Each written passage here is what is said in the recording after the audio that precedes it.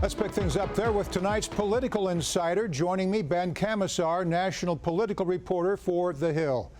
Ben, let's drill down on the Republican Party divide. Donald Trump says he felt blindsided when House Speaker Paul Ryan declined to endorse him. They have a private meeting set for Thursday. What do we know about it? Yeah, so this is going to be the first and likely a long sort of rolling out of trying to bring the Republican Party together. Obviously, Paul Ryan is the standard bearer of the Republican Party, really the standard bearer, and brings forth the ideas that the party is going to need if they're going to win 2016. So it's really important for Donald Trump to bring him on board. We're not really sure too much about what Paul Ryan's mindset is going in, but I think what's going to be really telling is seeing how he responds after. If he's more conciliatory, if he's still not there yet, to use the words that he was using before, because obviously Donald Trump is going to need Paul Ryan alongside him if he's going to have any shot of winning in 2016. I think Ryan's doing it for the leverage to try to change Trump's tone. Better do it now than wait for another couple of months. The outcome of that meeting could reverberate for months to come. For example, what if Ryan refuses to back Trump even after this meeting? That could lead Trump to call for Ryan's ouster as chairman at the Republican convention in Cleveland. How likely is that? I think they're probably handicapping that. The Republican Party is going to want to do everything that they can to make sure that doesn't happen. They want to present this unified front, and it's been difficult over these past couple days when you see high-profile Republicans like Mitt Romney and Paul Ryan, the Bushes both deciding not to come to the convention in 2016 in Cleveland. So they're going to want to avoid that as much as possible. Paul Ryan has actually said, though, that he would be willing to step down if Trump asks. So that is still on the table. But like I said earlier, I think Trump and Ryan will likely do everything that they can in order to get to a position where they're both comfortable. Yeah, I think Ryan is, just as I said, trying to negotiate with Trump, say, hey, take it down a notch, let's get on the same page. We'll just see what happens. Now, once again, there's buzz around former GOP nominee Mitt Romney. Is there any chance that he could mount a third-party campaign? So Mitt Romney, probably not. It's almost impossible. I think the odds are pretty low for that, just because he's turned down He decided not to go for a bid in 2015.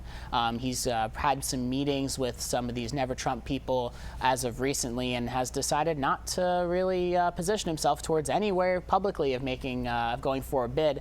That said, though, there is going to be a third-party challenge. It's going to be Gary Johnson, most likely, because the Libertarian ticket will be the third-party challenge. It was already slated to be a third-party challenge. So It's interesting that Gary Johnson is starting to get a little bit of notoriety now, more than he had been, as some potential way for the Republicans to vent their frustration. But this certainly isn't the third-party ticket that some people have been calling for on the right. So this probably wouldn't be anything more than just a couple protest votes from the Republican side. Now, meanwhile, Hillary Clinton won the caucus in Guam over the weekend. She only needs 17% of the remaining delegates to wrap up the nomination. Basically, it's over. But there's a storm cloud looming over her head. What's the latest, Ben, with the FBI investigation into her email server? Yeah, of course, and that's really what people have been thinking about and looking toward as the Democratic nomination is coming closer and closer to Clinton.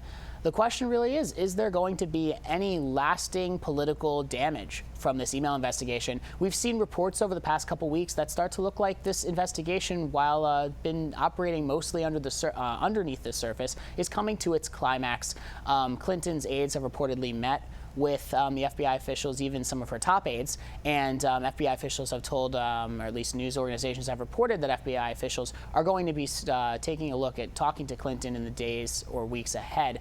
So obviously, the Clinton being interviewed would signal one of the last steps likely in an investigation. So with it starting to come towards a close, the question's going to be, when will it come out, the findings, and also if those findings will have anything that could reverberate past the Democratic convention and potentially change the electoral map in November. All right, moving on now. There's already some interest in the electoral map, even though it's still early, Ben. It's been very favorable to Democratic presidential candidates. GOP Chairman Reince Priebus says this year is different because Trump can win swing states.